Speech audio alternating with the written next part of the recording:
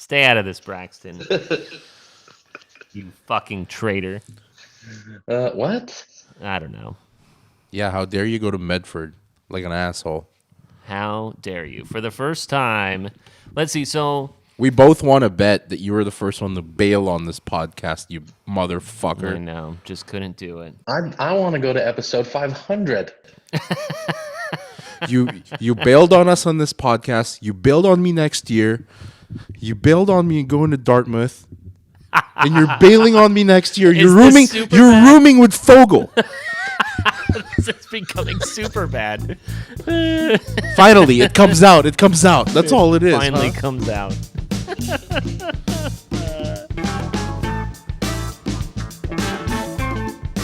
So we have done this show from Seaside, Oregon. We've taken the show on the road. But now Braxton is touring the great Southern Oregon. Southern. Rhoda. Yep. And we're just trying this out for the first time. We're coming to you. It just makes sense. And if you're watching this on YouTube, you get to see our beautiful faces. We have to be on widescreen. It's also mostly your guys' faces and just my junk. Just the nice little... We backed it off for Magoo over there. Hello. Braxton is not with us this week. He is down in Southern Oregon in Medford visiting family. His parents are in town from China. Braxton's half Chinese. Was able to see the whole fam. It's been great. I saw my grandma today for the first time in, I don't know, probably 8 years, 7 years, something like that. And she gave me $100 cash. What? You didn't even lose a bet to her? She just gave you cold hard cash? No, we took a photo with myself and her and my mom, and my grandma is 4'10". My mom is like 5'2", and then there's me at 6'2". It's quite a funny picture. Are you sure you're not skipping the part that you lost a 5-pick parlay to your grandma? That's why she's paying you? That's true. My over-under on the baked potatoes, I missed it. What is the one thing that your grandma is known for, whether it's cooking or otherwise? I mean, all of us have grandmas, whether they be crazy or just very homebodies who are just like amazing cooks. What's your grandma known for? Drinking white wine. Really? Yeah. Pinot Gris? Just Pinot Gris? For like probably the first half of my life, she just called me little shit. She's not lying. Yeah. I'm not. My grandmother did not like me for a long time. Really? She just didn't refer to everyone as a little shit. That's another good thing about my grandma. She's known for holding grudges. She'll hold on to it for a decade. What did you do to piss her off? It was my dad. She didn't like my dad. Oh, so you were just lumped into that. Yeah. Nice. Yeah. Good old Marlene. Grandmas are the best. My grandma, she passed away probably about a decade ago, but she was similar in height, very short. And she called her friends hoochie mamas. She was watching Maury and Jerry Springer. She loved WWE wrestling for whatever reason. Who doesn't? She was like super into it. And one of my favorite pictures that I have with her, where I made a short joke right before the photo, and she goes from smiling to just like stern face and just boom, just barrels it right in and then hits you with a people's elbow. So sounds like your grandma made up for it, though. I'll calling you little shit and hands you 100 bones today. I know. I mean, think of all the things I'll be able to get. She definitely bought back my love, that's for sure. 100 will do that. I agree. Yeah. Did you steal her phone and like and subscribe on Apple Podcasts on her phone? I forgot. I'm sorry, boys. That's maybe tomorrow if you see her. And so tonight on It Just Makes Sense, there is a lot of controversy that we actually need to get to. A lot more than I thought. And I think that we will start off by saying that my run of 5 straight weeks of not losing has come crashing down very hard. 18%. Very, very hard. 18, the lowest. The lowest so we by went far. From the highest to the lowest. Just, you know, you never know. It's very fragile. Everything is very fragile in this. It is. And honestly, to come out on top at 7-7 was, I mean, I don't think any of us have anything to be proud of here this week, boys. No, this was not a banner week for any of us. I mean, we were NBA games riddled by COVID. You had, I mean, I'm going to defend myself a little bit on this, which was the fact that you had Lamar Jackson and Patrick Mahomes both go down in a game, which is just fucking ridiculous. That's a huge blow. And both of those guys healthy. I mean, the Baltimore game could have gone either way, but like, and I'll pay up my bet, Braxton. Like, I'm so upset about that. There's just no reason why that game should have been the way that it was. I mean, the Browns are not the old Browns. No, but Mahomes doesn't go out. They win by more than 10. Oh God, they were just They're up 19-3. They were up 22-10 before he got hurt. Yeah, and I'm sure we'll get more into that game because I think you'll believe that I have a little bit different opinion on that. I do think that it would have been a different game for sure. But I'm sorry to jump back here, but I just remembered that I saw both my dad and my mom today, who both listened to our podcast. And both of them requested to come on, and I had to unfortunately tell both of them. No, thank you. I was just no, thank you. No, thanks. Not today. I was gonna ask if we were gonna get a cameo from anyone in the household or the Tanner family. No, I'm at my brother's house right now. He's out of town, so he graciously let me stay at his place, and this place is. Are you by yourself? It is an incredible house. Why aren't you recording in the hot tub right now? Yeah, until honestly, this show stops until you get into that. But no, my mom, for those who don't know, I come from a very musical family, and my mom loves singing. She performs any chance she can get. And she was like, are you sure you don't want me to come on and like sing a song for you guys? You know what you should have had her do is like towards the end of the episode, our outro music is when the girl goes, woo! Just have her go get just a quick Girls Gone Wild woo. She'd probably come on here and sing something like Boogie Woogie Bugle Boy or something from the 1940s. And what did your dad offer to do? I don't know. He'd probably come in here and talk conspiracy theories until his head blew up. Wrong podcast, sir. You're wrong. That's the other one. That's wrong the other podcast. One. Peter's drunk. We miss you. Am I? No. Okay. I like how he asked for confirmation. He's like, "Yeah, you think so?"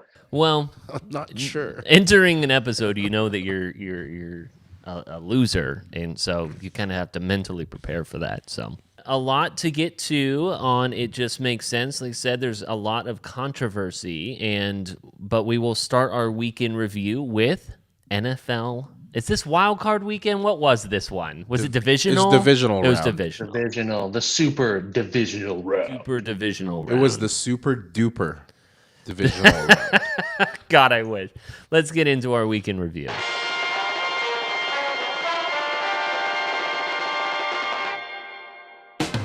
So to kick off our week in review, we have the NFL Super Duper Divisional Wildcard games, in which we have the Buffalo Bills, as well as the Kansas City Chiefs advancing to the AFC Championship, and then the Bucs and the Packers advancing to the NFC. This is the weekend that should have been on Nickelodeon, and then it should have been called Super Duper Divisional Round.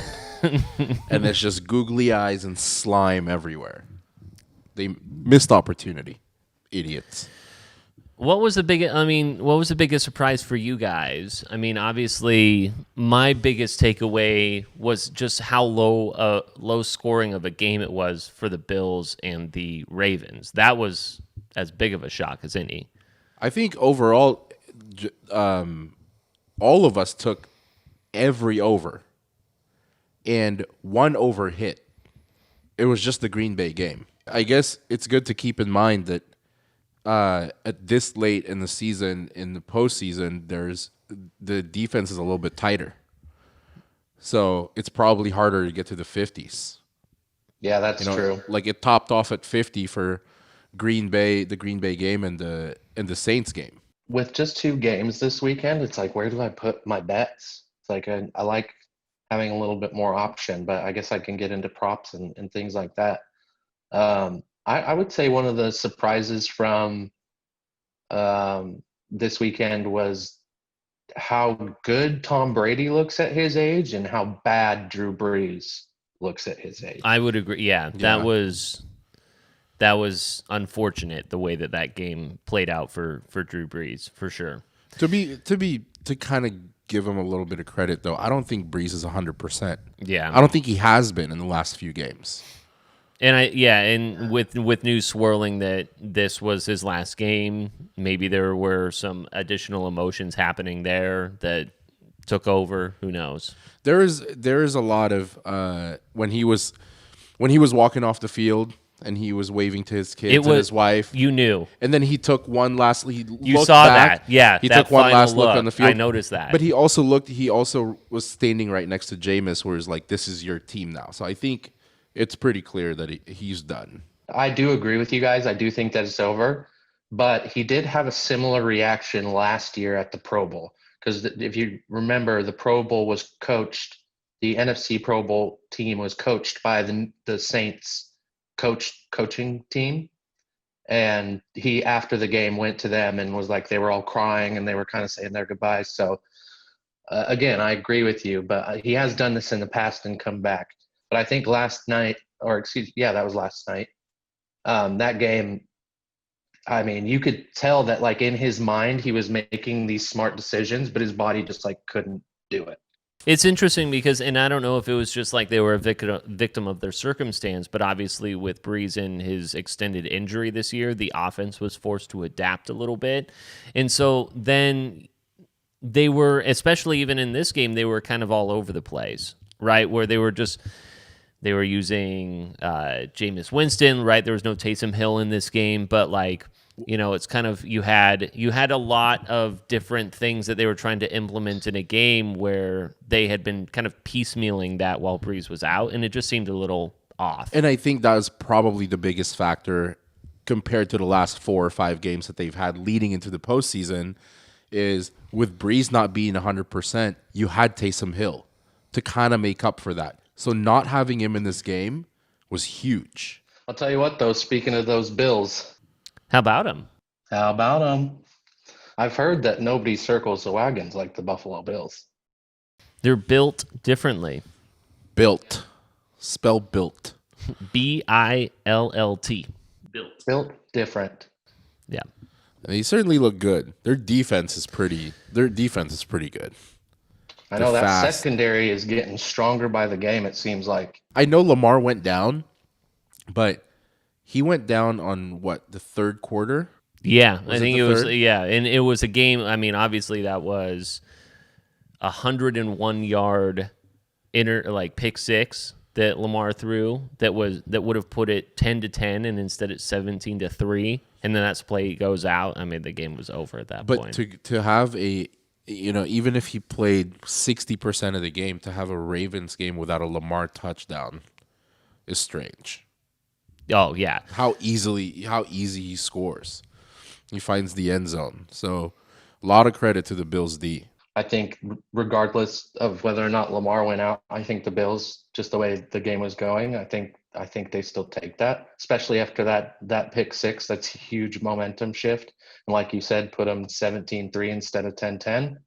So I think the Bills continue to roll regardless of the quarterback situation, to be honest. The one thing that I took away from this game is something that actually had nothing to do with the game at all, and it was members of the Bills Mafia donating a bunch of money to charities on the opposing team. So Lamar Jackson obviously goes out. It was specifically Lamar's charity. Yeah, it was specifically Lamar's, and people were sending $8 donations to Lamar Jackson's charity in Louisville. And I thought that was really cool. I don't know. Like, I don't know exactly why that was happening, but I think that that's really cool. Well, there was also a video of Lamar leaving the stadium, and obviously there was a lot of Ravens fans, but there were also a lot of Bills fans, and he stopped and handed off his bag and all of his stuff to one of the guys that he was with, and he was taking photos with Bills fans. Yeah. Yeah, and signing stuff. It was cool. Signing autographs, taking pictures with them, so I think they probably appreciated that. He's a good dude. We know Bills Mafia is the people who just do like, they set folding tables on fire and then body slam each other into those things. But then you go, oh, this is really nice. Good for you guys. Good people can slam through tables too, Pete. Yeah. You're right. I apologize. Peter thought they were just pieces of shit before that. Yeah, I just thought that they spent all their money on light beer and folding tables. Who knew? What more do you need, honestly? Did we cover all the games? Was it? No, we haven't talked about the Browns game. That's true. Browns Chiefs. So I got to be honest with you guys. I've got to tell you the situation that occurred for me and the torment that I experienced. This was as a Browns fan, and I remember going into this, it seeming like you had a plan, but obviously I imagine that all of that went out the window. Yes. So as we've already stated, I am in Medford, and I drove down here with my parents, and they wanted to leave on Sunday. And I said, that's okay. I think I'll have service most of the time when we're in the car. I can watch on my phone. And I think we'll get there in time that I can watch the fourth quarter. Thankfully, as we were driving down, I had service pretty much the whole time. I was able to watch kickoff. I was able to watch the entire game up to the fourth quarter. Sure enough, as I had thought, we pulled in right as the fourth quarter is starting. I say my goodbyes to my mom and stepdad. And I go in, my brother has this big, TV room with 85-inch flat screen, big cozy couch. I'm like, perfect. And I'm looking around, can't find the remote. Oh, God. Can't find the remote. So I go back to my phone. I go back to CBS to watch the game. It says, sorry, you are not in a geographic area that will allow us to show you this game. Oh, no. So I'm like, what the fuck is going on? I am turning his house upside down trying to find this remote.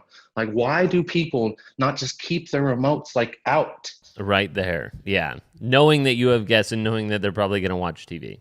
Seriously. And he was like, hey, he even texted me and was like, if you get here in time to watch the games, feel free to watch them on the big screen. I was like, thank you so much. Cool. Yeah. That would be nice. I literally saw the last 9 minutes of the game just through refreshing Google. Oh, no. Oh, no. And that was the best part for you. I know. And you guys were blowing up my text messages, and I was trying not to read them and trying to just find a way. And then finally I went to because the NFL app, I guess, will let you stream free for the playoffs. Sure. Okay. And so I went to the NFL app, and right as I opened it, it said final. Oh, no. Well, if you would have just read our text, you would have gotten the play-by-play of everything. Well, I did read the text afterwards, and I watched the highlights, and I saw everything. Dude, why didn't you just call us? I would have just had it on FaceTime. You could have just watched it like that. I considered that for a second, but I was literally just walking around his house going, what the fuck? What the fuck? Braxton, I was at the game. I could have just turned on my phone and turned it around. But regardless of that, it was a shitty situation. I was super upset. But here's my overall take on the game. The Higgins fumble through the back of the end zone, I think, is brutal. A huge turning point, because that we go into halftime down 16-10 going into halftime, and we get the ball. Obviously, we were able to come out of halftime. We have the interception. We stop them on D. They missed the field goal, and then we go down and score immediately. that's a 17-16 game. And at that point is when we are dealing with the Patrick Mahomes injury, I believe. And if we were at, if it's a 17-16 game and then he goes down, it's already shown that, hey, with him in, we can keep it close and get a lead. I think obviously it benefits us really a ton that he unfortunately got hurt and had to go into the locker room. But I don't think that you can say with such surety that they win by 10 if he's in. I mean, obviously that was a close game. They were keeping it close. Absolutely. A healthy Mahomes in. You have to remember, he was taken out in the third from a concussion, but he got banged up early with like a bad toe. He couldn't even walk, and he was still limping around. He was just still owning a healthy Mahomes. That game, they would have won by at least 2 touchdowns with a healthy Patrick Mahomes. It wouldn't have been close. Okay, but that's a part of football. Sometimes you get dinged up and you have to play through it. And he decided to do that. He didn't play at his best. He unfortunately got a concussion. You have to play with your backup. The fact of the matter is that's a part of football. I mean, it's not. Yeah, we're not denying that. You know what I mean? And we're responding to you saying if you he's can speculate all you want, but when he was in the game, they kept it close. So that's, all I'm judging off of. I don't remember them keeping it very close when he was in the game. Yeah. What game were you what's watching? Close to you? Yeah, what's close to you? I'm saying with the hypothetical scenario that I had presented with them scoring that touchdown. If these things would have happened, you're saying if they would have scored a touchdown instead of this, yeah, also all part of football. I don't know what's close to you, but when Mahomes was in, they were up by 16, down to 12. I don't think that's close. I remember before Mahomes went out with an injury, it was 22-10. I remember walking around feeling really confident that I was going to take another $50 from you. In no way did I feel like I was going to lose that one. Different opinion, but I think it would have been a good game. The Browns had momentum going into that fourth quarter. They did, yeah, because Henny was just fucking lobbing it into the end zone right to a Browns player. It was impossible. They gave him all the reason to get back into that game. They didn't have those injuries on defense, and the Browns were still scoring on them. It's all speculation. But at the end of the day, I'm very happy with how they played. I think it's a great year, better than any Browns fan would have expected. And I think that for the first time in a very long time, if not ever, the Browns are going to be taken seriously somewhat, which is, it's cool, but scary. Let's be honest. Browns won the Super Bowl after beating Pittsburgh. Yeah, that was big. That was probably the highlight more than the Chiefs. Yeah, and to be able to do that without their head coach and a bunch of other personnel and such. That absolutely. Was Super Bowl. And I think that the one thing I want to push back on a little bit is the fact that talking about, I feel like the Browns have been taken seriously probably for the last 3 or 4 years. It's just that this is the first year that they've actually lived up to any sort of expectation. They've had guys in the past, they've had free agents even come, and it just finally they got it clicking to a point where they performed at a level of which people have been hyping them up to for the last few years. And maybe that's a gross misrepresentation, but I feel that this is the Browns team. This is the type of Browns team that people have been begging for the last 3-4 years. So when people get all rocked up about how they perform, this is who they should have been 3-4 years ago. They're finally meeting those expectations. But yeah, and I agree with that. But I think we saw pretty clearly, with comments from Chase Claypool and Juju, it's there's players that don't take them seriously, and I don't think you're going to hear comments like that, next year. Because they've shown they can keep up and play with the best, and I agree they've had hype, especially when OBJ got there and Kareem, and everybody thought that they were going to be the shit, and obviously they didn't live up to that. But I think there's a difference there between having hype and expectation, and on the other side now performing and meeting that expectation, and now giving that mindset to others where it's like, okay, this is just like an automatic win on, on the schedule. So before we get into the NBA, and there are a good number of things that we want to talk about in our weekend review for the NBA, and then after this, we'll get into our calling out the nonsense, we'll have our picks, and then I will get punished at the end of the episode, is that you have some coaching searches that have been finalized, and you have Urban Meyer, who is hired by the Jacksonville Jaguars. They had pinpointed on Urban Meyer, and they got their guy. I don't know how much it's for. I mean, obviously, they're going to be taking Trevor Lawrence at this point, right? No, until Urban was hired, now there's word that he's going after Justin Fields. Really?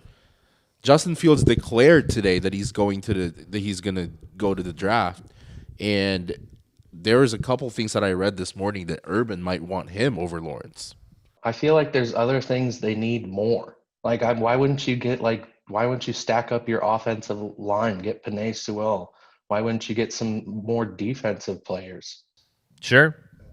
I mean, Gardner Minshew is not a terrible quarterback. I mean, don't get me wrong. He's not, elite or whatever you want to call it, but he can get out there and win you games. That's for sure. I think you're right in assuming like there would be the expectation that they would pick a quarterback. I still think they will take a quarterback, but I do also think, to your point, is that when you look at like what is your foundation for success? And I think that like you start at the offensive line. I think that I would start at the offensive. If I were a GM and I was starting from scratch, I would start taking offensive linemen like no other. I completely agree. Having a really good O-line and D-line especially O-line is key in the NFL, but you would only do that if you have somebody in the quarter. If you have a shot at drafting somebody at quarterback that is could be a star, they're not gonna draft somebody over Lawrence or even Fields and trusting Minshew. He's not the guy. He's not. If they had somebody better, then I could see them drafting a good left tackle or something like that. I think too, as another thing to kind of reaffirm why I think that they'll take a quarterback, is that a splash hire in Urban Meyer means that you're also going to take a splash draft pick, and there's nothing overly sexy about an offensive lineman. It says like we're starting over we've got our quarterback, or we've got our head coach, and we've got our quarterback, and we're just going to go from there. And that's why I think that they may get in their own way a little bit, whether that's the right decision or not. I think that that's probably the way that they go. Selling tickets. Yeah. Even though no one's going, all you got to do. Even though no one's, it would be no different than like if you were to go to the NBA and you need a point guard, but Zion's there. Yeah, get the big ticket guy who's going to have people watch your games. Draft the best person at the position, or draft the best person on the board. Yeah, and best whoever player that be. Always. And I do think that also, kind of to Miguel's point, it's like you're starting fresh at coach, start fresh at QB, kind of bring in the new guard, I guess. And you don't, as Urban Meyer, you don't want to be the guy who's remembered as he passed up on Trevor Lawrence or Justin Fields, and now look at him 5 years later with 2 MVPs and a Super Bowl win. So do you guys want to go to the NBA next, or you want to go college football? What's in college football? Where we need to talk about what's happening in Tennessee. Oh, yeah, we do. Tennessee. Fuck Tennessee. The Volunteers relieved Jeremy Pruitt of his coaching duties after going, I think it was 16-19 with just one postseason appearance. And things are getting a little out of hand here. You would think that this was just like you're underperforming, whatnot. But things have gotten a little out of hand. Not only was Jeremy Pruitt fired, but athletic director Phil Fulmer, he stepped down as well. He go. And what Jeremy Pruitt is doing, along with his lawyer, is rebuffing everything. So a 5-page single-space letter was sent to Jeremy Pruitt Monday that told him that he was going to be fired. And simultaneously, that same 5-page letter was leaked to the media. And what is happening is that the Volunteers are trying to fire Jeremy Pruitt with cause and trying to not pay him a buyout, which is roughly worth about $12 million, by saying that multiple level 1 and level 2 violations were committed under Pruitt's tenure. Level 1 and level 2 meaning huge NCAA infractions that were under investigation. Now, none of these have been released. None of the allegations about what's happening have been released. But Tennessee is basically saying, we're investigating you and your coaches for committing NCAA violations. We're firing you with cause, despite the fact that now Pruitt and his lawyer are saying, you haven't presented us with anything. And they're also saying, we're not going to pay you $12 million that's left on your contract. It's getting messy. Any idea what violations? Are we talking recruiting? They didn't say anything. Really? It is so ambiguous. It's getting real weird. It's getting real weird in Tennessee. It's Tennessee. Within this letter, which was released, your failures are likely to lead to significant penalties to the university and has jeopardized the eligibility of our student athletes. Accordingly, we are terminating your employment with the university for cause. Wow. Well, I think with any of these scenarios over the coming months, we'll probably find out a lot of shady shit that he probably did. Coach Pruitt and I look to, and this is released by his lawyer, Coach Pruitt and I look forward to defending any allegation that he has engaged in any NCAA wrongdoing. The timing of the university's actions and decisions appear to be preordained and more about financial convenience and expediency than a fair and complete factual determination by the university. Moreover, it seems clear that the recent leaks to the press are indicative of any interest to steer the narrative in a way that is desirable to the university to justify a decision to not pay my client. They're hiding so much. There is so much happening, and none of us know what the fuck is going on, but I'm here for it. This is like the soap opera that I love. But fuck Tennessee. They asked for this. It's like the main thing that's brewing in this show is being kept from you. And they're just releasing all these teasers. They are, yeah. So there was, I guess, an investigation going on, but then they are just trying to use it and say that something's happening, but not saying what's happening, but saying it's for a cause, but not saying why it's for a cause. Fuck, man. We'll keep you guys updated, but This one is interesting. It's the only time that I'm interested in Tennessee at this point. Stay tuned with the Tennessee news, because I feel like this will be a part of every episode for the next 3 or 4 at least. It's like a Shyamalan twist mixed with like a J.J. Abrams trailer. You have no idea what the fuck's happening, but you'll watch it. Try to get our own internal investigation. Get Miguel we are on the phone launching. with some people. We are launching an IJMS investigation. What do you think? What do you think? Investigative journalism hats on. What do you think Pruitt's lawyer would say if I were to contact him and go, "We're trying to conduct our own investigation here"? Let's get him. Like, we could be like, "Hey, can we interview you for the podcast so we can get your message out?" I'm looking. I would like to speak to your client, Jerry. Is it Jerry Pruitt? Jerry. Jeremy. We'll just call him Jay. Jay Pruitt. Jay Pruitt. Yeah, is he available? J-Dog. Is J-Dog around? The upper Northwest United States need to know what's happening at the University of Tennessee.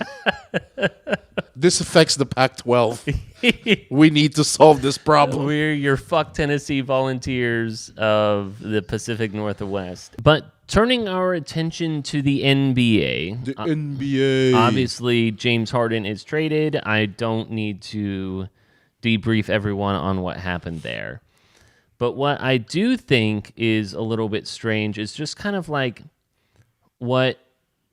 how James Harden left it, and him saying that he gave everything to the city, and like, what do you say? Like, you mean how he tricked everyone on showing up to Houston fat, and now he's not fat anymore?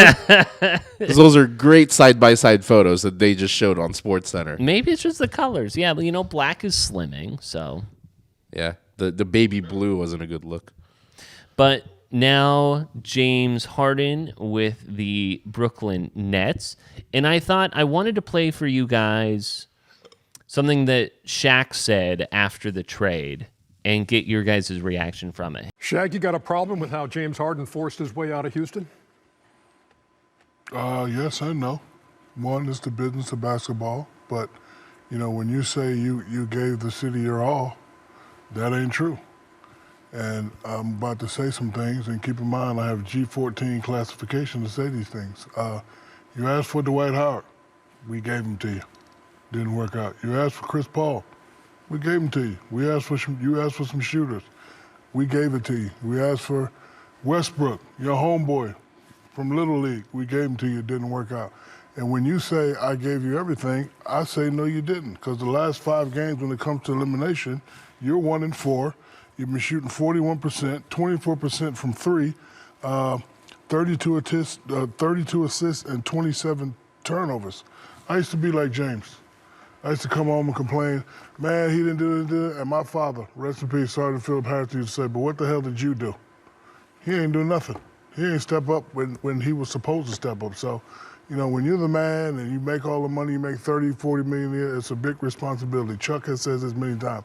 When you're the man, you got a big responsibility. It's all on you. So when it comes time to show up, he ain't show up. So I know a lot of people in Houston glad he's gone. So what do you say to that one?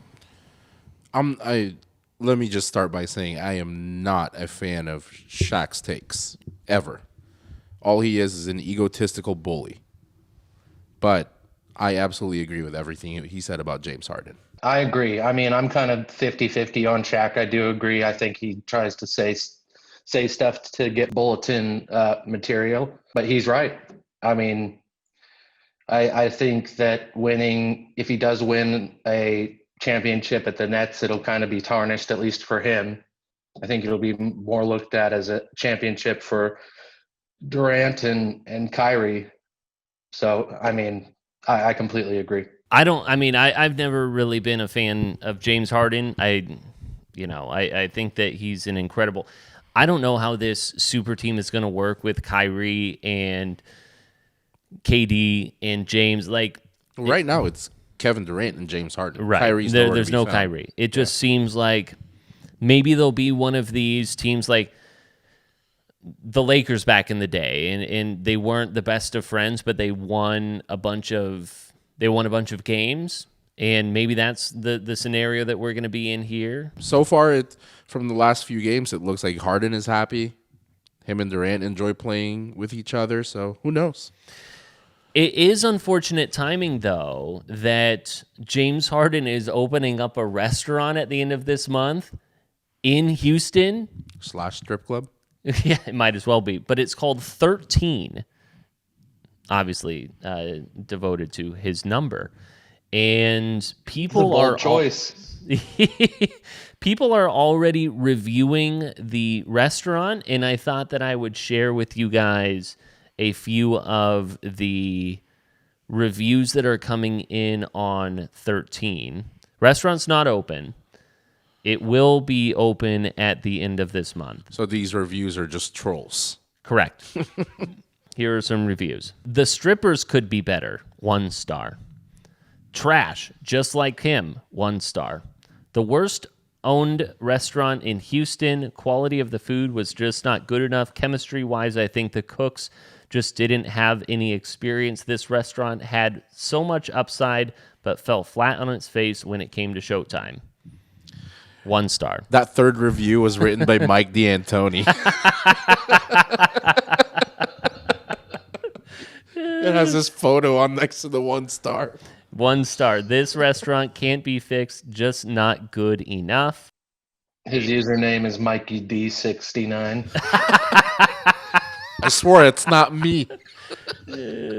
I don't know what style of food, but I can't imagine that was very good timing to open. Why the fuck would you open a restaurant in Houston right now? During a pandemic when you're trying to force your way out of a city. There is one thing. It has nothing to do with sports, but there's something that came across my timeline today about a Chinese restaurant in Montreal. And it is this owner, and he has blurbs about each of the food items that he serves, just to give people an idea of what it's like and everything. So the first blurb is orange beef.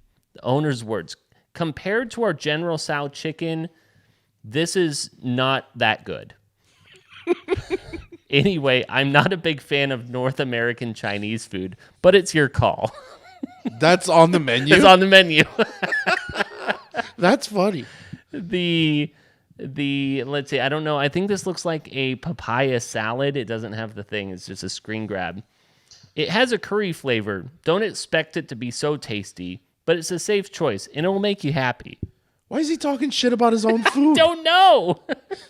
I don't understand what's happening. This one is a kind of like a beef and onion. Again, it doesn't have the title of it.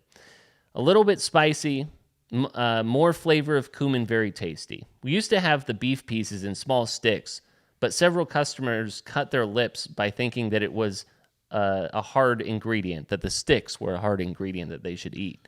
They must have watched some shows about weird Chinese food. To avoid incidents like this, no more sticks. Just good infusion from the overly fried onions, which you can eat. Definitely recommend this. You got to appreciate the honesty. You got to appreciate the honesty. So, if you're ever in Montreal... It's funny if he was just 100% being honest. It's not that funny if he was trying to be funny. I think he was trying to be self-aware. honest. But either way, if we're just find ourselves in Montreal, I do think that we should hit this place up. No, if we're ever in Houston, not 13. I'm going to go ahead and skip it. Beef and onion. You don't want to cut your lips? Nah, bruh. Another food, if we're going back to the NBA a little bit, there was a story that came out about... I'm talking about Kevin Porter? Yeah. About what happened with Kevin Porter. Well, apparently, with the trade that just went down, with the three-way trade. So the James Harden trade was the Rockets, the Cavs, the Pacers. And the Pacers. Yeah. But Taurean Prince went to Cleveland. And correct. I guess when Kevin Porter Jr., he's like in the second year out of USC, he walked into the locker room and they gave his locker to Taurean Prince. They did, yeah. And he lost his fucking shit. He was like... They moved him to the other side with the younger players. Yeah. And there's a hierarchy in the NBA. Like, I mean, you get ideal spots, and that makes sense. Which I don't think was explained to him. I don't think he knew. He didn't know. He just walked in like he's eating his food pregame, and his locker was given to somebody else that's brand new to the team, and he fucking lost his shit. He apparently threw all of his food he like all over the locker room. Chucked his food, and I don't know what he was fucking just losing his mind. This is from The Athletic. Sources said Porter, whose locker was moved to the wall where the younger end of bench players reside, began yelling at one point, throwing food. Sources say general manager Kobe Altman came into the locker room, confronted Porter, and the player remained combative with his boss. The Cavs spent the weekend trying to trade him. J.B. Bickerstaff, the head coach, heard the commotion in the locker room from his office and came in, shocked and disgusted of what he heard. But I mean, like, come on, man. It's not like... Didn't they trade him? They haven't yet. But they're shopping they're him trying around. to. But let's see. I think that might be all I've got. Why don't we get into calling out the nonsense real quick?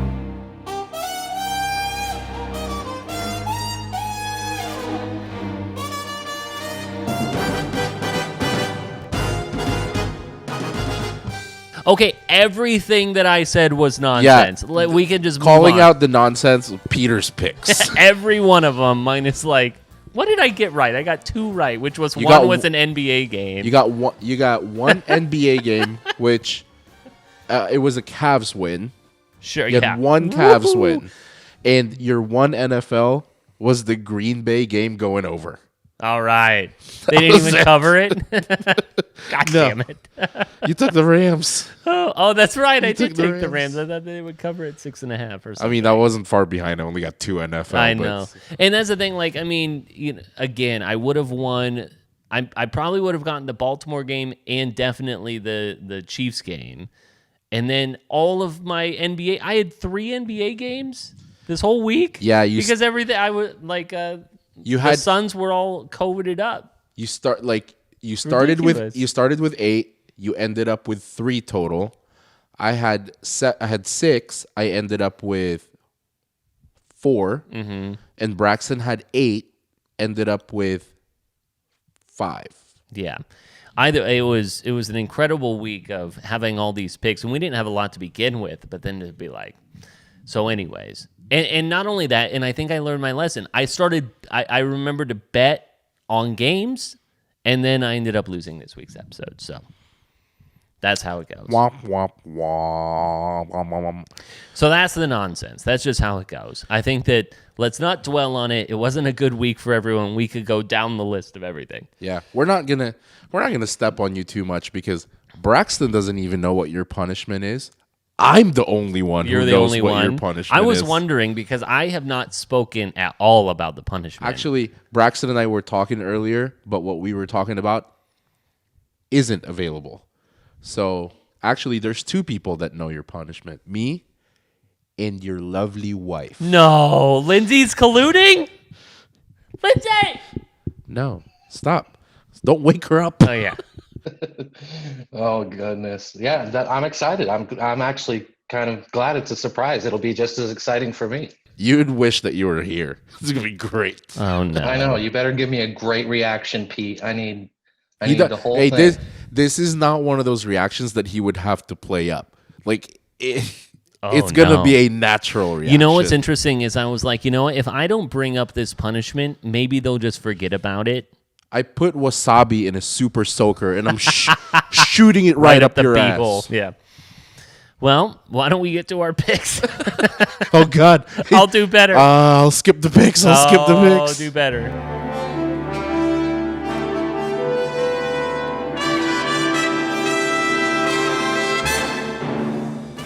Should we start with Braxton? You want to name your 2 NBA teams? I took the Raptors. I believe they have 3 games this week. 4. 4 games, but they're against 2 teams. They're playing the Heat twice and they're playing the Pacers twice. You got that right, bro. And then I chose The Clips.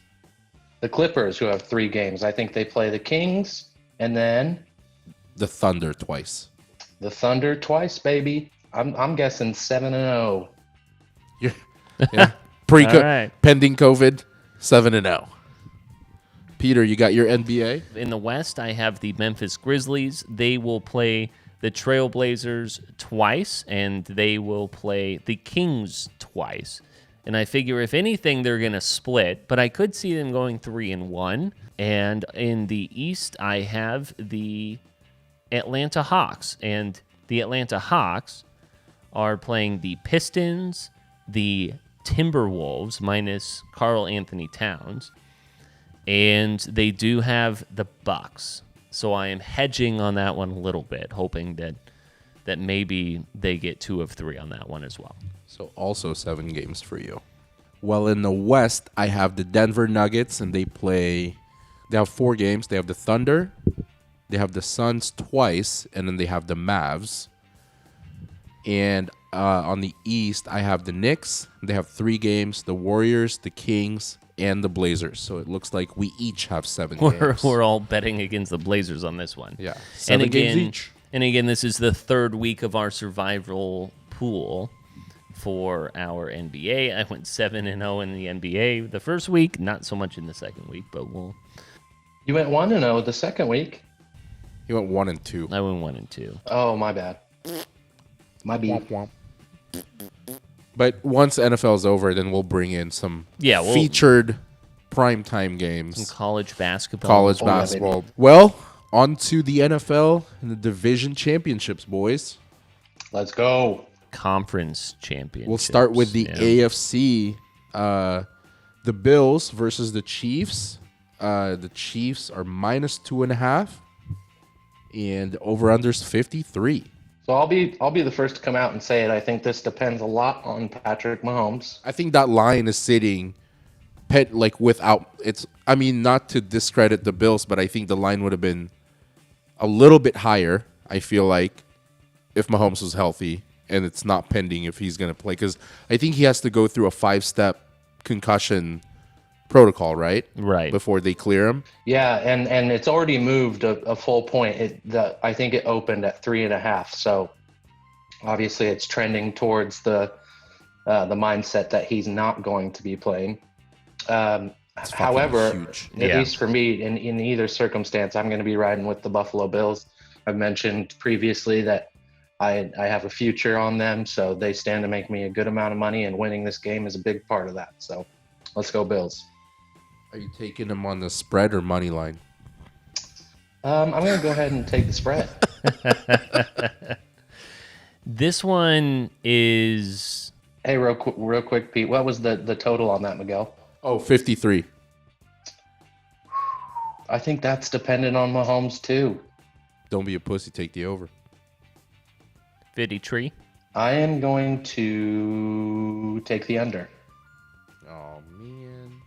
I think that the Chiefs will play coy on this all week. I can't see a guy. We all saw how Patrick Mahomes got up from that.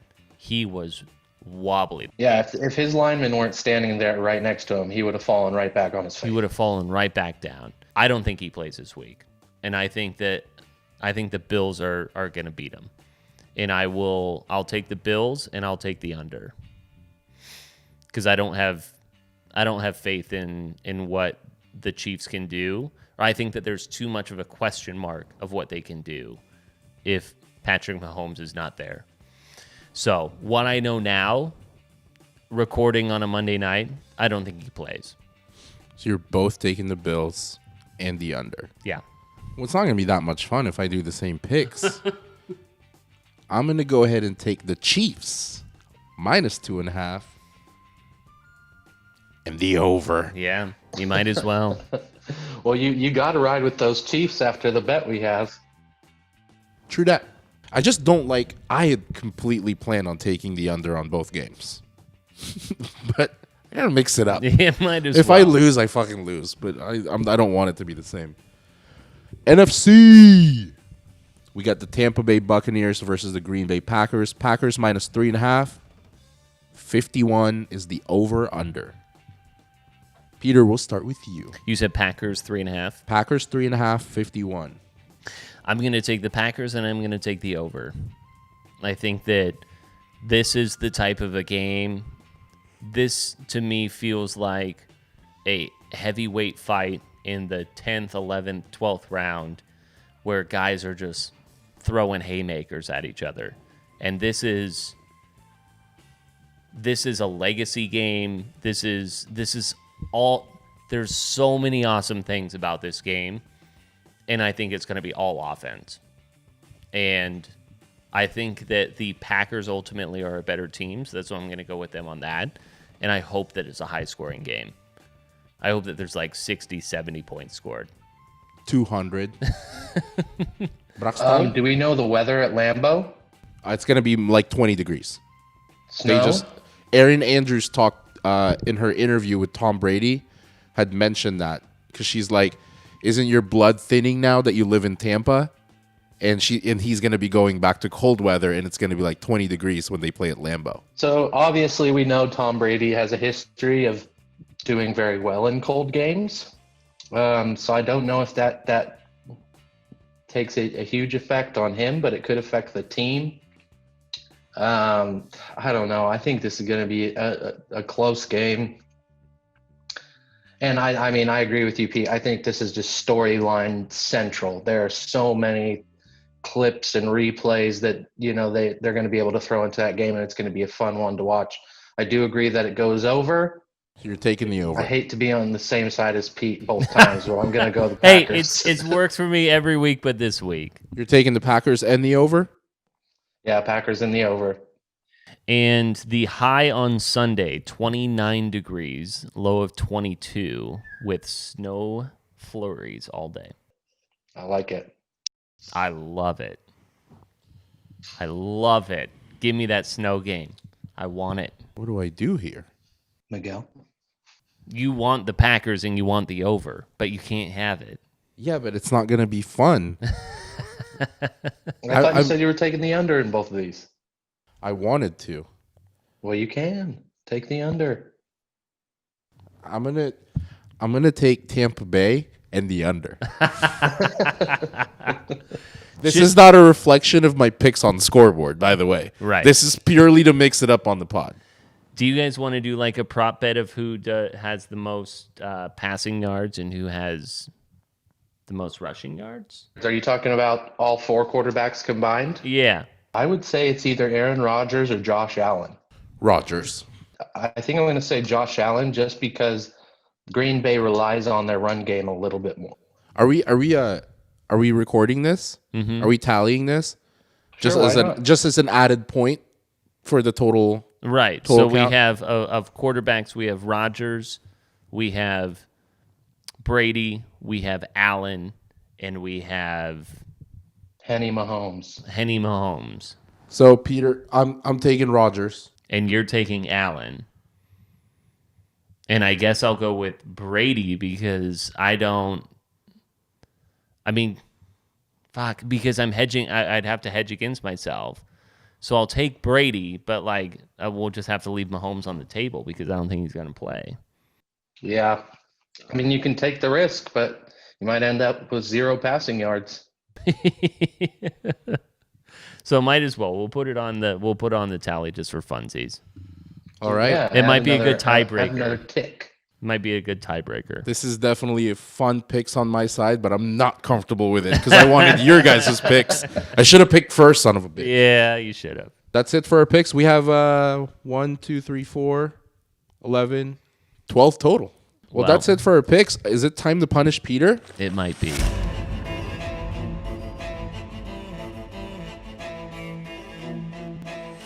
Talk amongst yourselves. I'm going to go get the punishment. Oh no. I'm usually the one who's spearheading punishments, whether or not I'm the one who wins or loses. We all know that I've picked my punishment. I picked the fact that I ate cat food, right? I've done that to myself. This week I went, I'm so bad. I lost. It was very clear. There was no ambiguity. But I'm going to allow these guys to figure it out. If they don't, I'm fine with it going either way. Well, They if it makes you feel any better, this is your idea. Was it really? Yes. Uh-oh. And it's coming back to bite you in the ass. Oh, no. You went into my office. I know exactly what you just pulled out. What? Did you grab the Icy Hot? Oh, no. He grabbed the Icy Hot.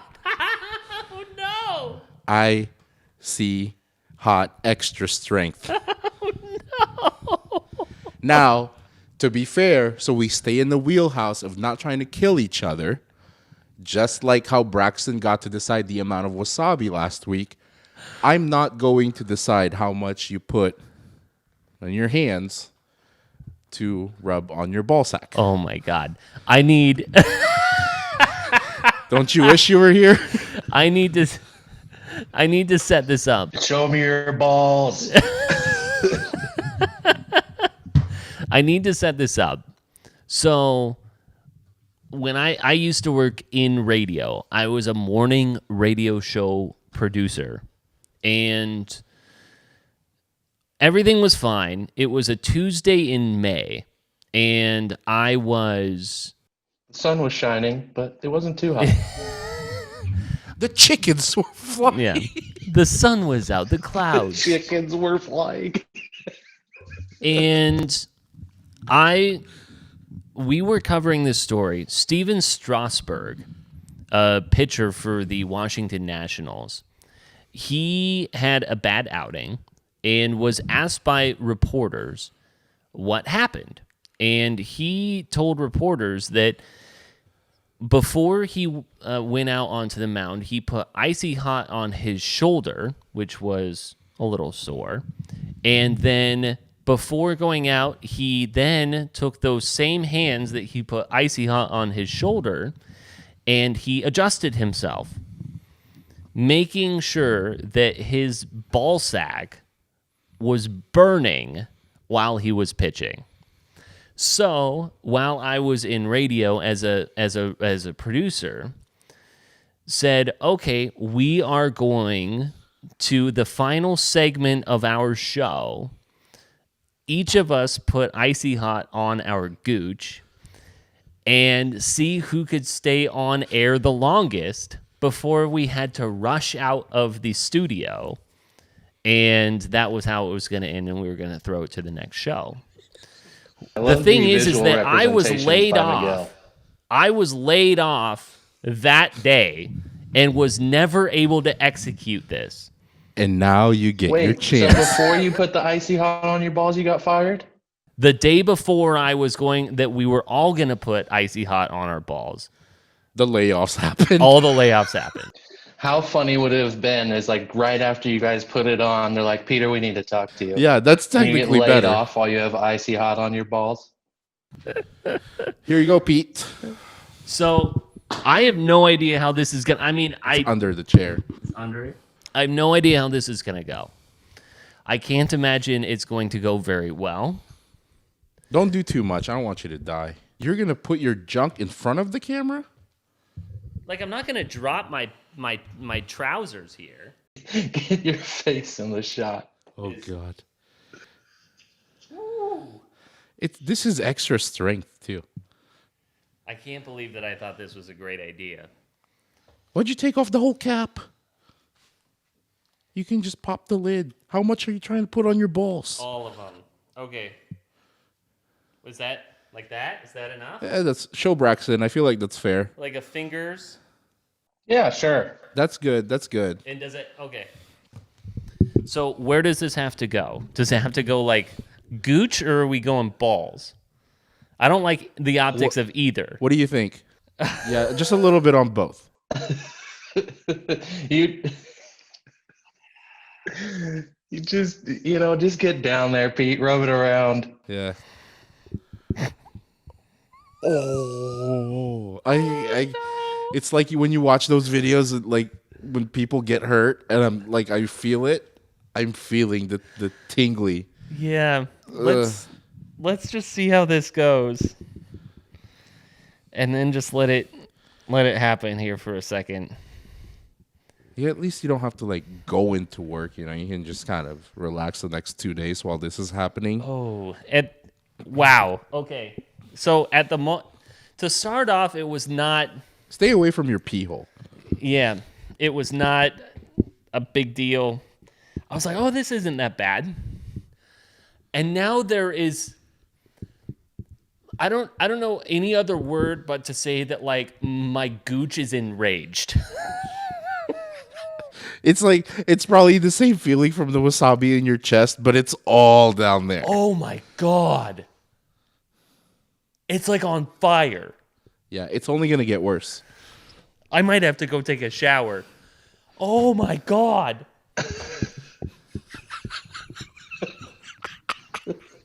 It's like, it's so oh my God. What are we doing?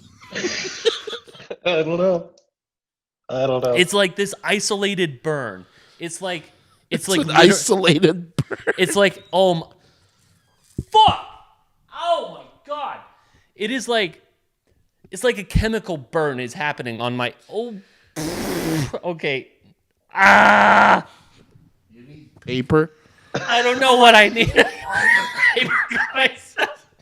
I'll fan you down. Oh, God. I'm going to have to go take a shower. Oh, my. We should probably wrap up the show. Oh, wow. My gosh. Yeah, my Del Taco is going to be here in 11 minutes. You're putting yourself through worse shit than this.